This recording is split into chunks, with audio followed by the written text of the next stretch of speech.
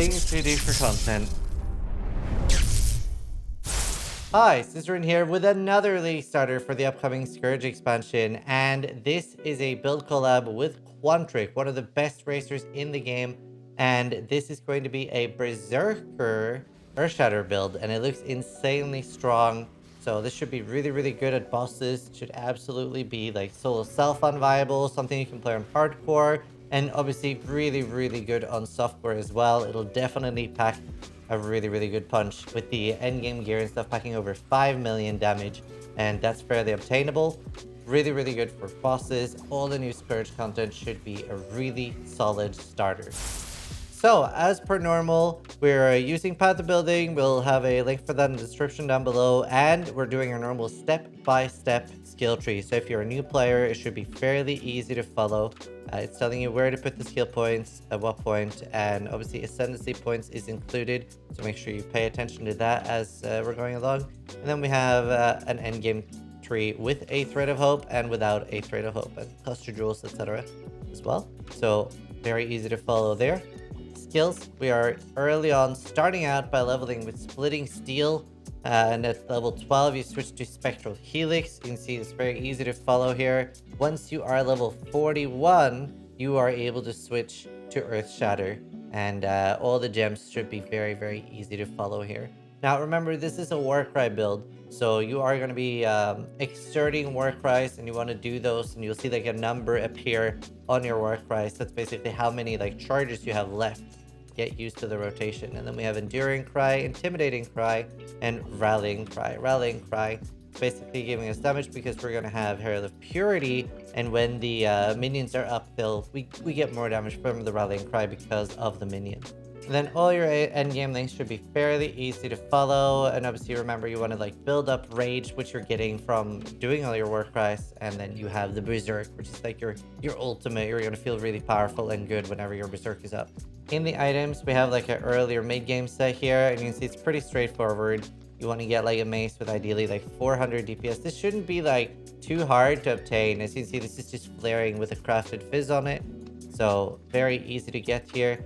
Then we have loads of bases with basically just life, right? So it's very simple. We try to make sure all our League starters don't have anything like really crazy to try to get. It's all easy stuff. It's just part of the skill tree, not so much the item set, so don't worry about the Thread of Hope. You don't need that at level 70 or anything.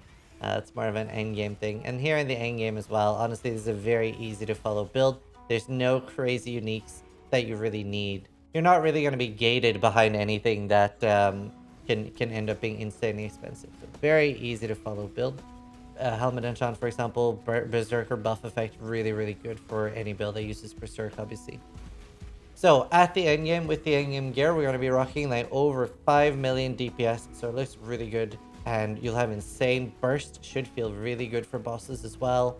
Here in the notes, there is loads of extra information. Quantrik's did a really good job of writing, like if you have a problem, here's like you can check what annoyance you want, what the playstyle looks like. Just so much information here.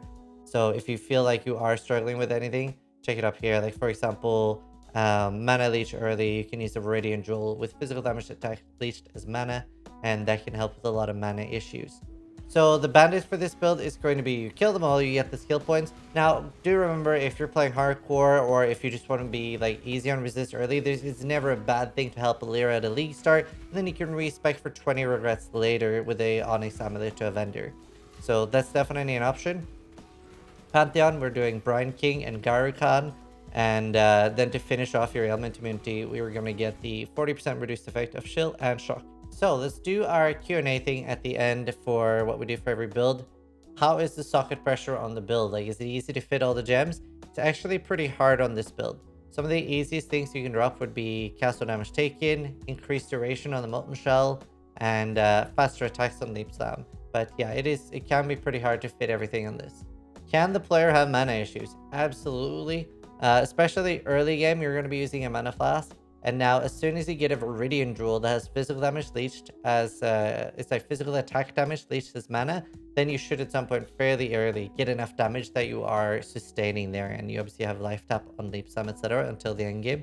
In the end game, you have the non-channeling skills have reduced mana cost, and then it gets a lot easier to run. So for useful leveling uniques, obviously your normal ones like Tabula, Gold Rim, Wanderlust, but also there's loads of unique axes in particular and just loads of good unique two-handers. Like for example, if you upgrade a Cauterizer from the Prophecy system, the Cauterizer is just insanely strong. So that's an upgraded limb split. And obviously we don't want to use axes endgame because maces have insanely good defensive potential, but for leveling, that is more than fine. So for quality of life and defenses, it's obviously a fairly tanky build. You're getting Fortify, and on top of that, you also have really good sustain. You have Leech, and at the end game, you end up having like 2,000 Leech rate. And every time you Warcry, because of a Warcry mastery, you're getting 15% back every time you Warcry. So 3 Warcries, 45% life back, really, really big. Should be great sustain for like long boss fights. And gotta remember, Enduring Cry is one of your war cries, and that will give you so much regen as well. And Quantrik says that you can put on a Soul Tether and experiment with that, which will give you Slayer Overleach, basically. So for defense for this build, we have 26 Fortify stacks, which is going to be great. On top of that, we have a bunch of armor, really high max rest, like 80, 78, 78, and really, really good. And obviously the Molten Shell is going to be super strong with all this armor. So very, very tanky build, even though it's a Berserker, still insanely tanky. So for financial hurdles for this build, honestly, it's looking really, really cheap. Obviously, the weapon is sort of an infinite price sink, right? What you're seeing in the PoB and stuff is just with a 750 DPS weapon, but you could obviously go 800, 900, etc. and really throw currency into that, and the build's just gonna get better. Other than that, if you're really looking for something to really sink a lot of exalts in, it would be a Watcher's Eye with the impales of like the 2 additional impale thing. So there are things you can use currency on, and obviously there are some examples of good things in the end game stuff, but it's a very, very cheap build. This should like get you through everything. And a really good thing is that Quantrik is league starting this build. So make sure you drop by twitch.tv Quantrik and you can ask him questions, see how he's playing the build, and you'll be able to get live feedback there. And he's an amazing creator. Go make sure you give him some support. Really good build. And he did such a good job with the notes and everything. And as you can see in the background, it is just absolutely demolishing the game. So huge shout out to Quantrik for making a beautiful build. I hope you guys are enjoying all these build collabs. Thanks again, Quantrik. Huge, huge thank you. Sub if you liked the video and all the build collabs. But more importantly, try to die less than I do.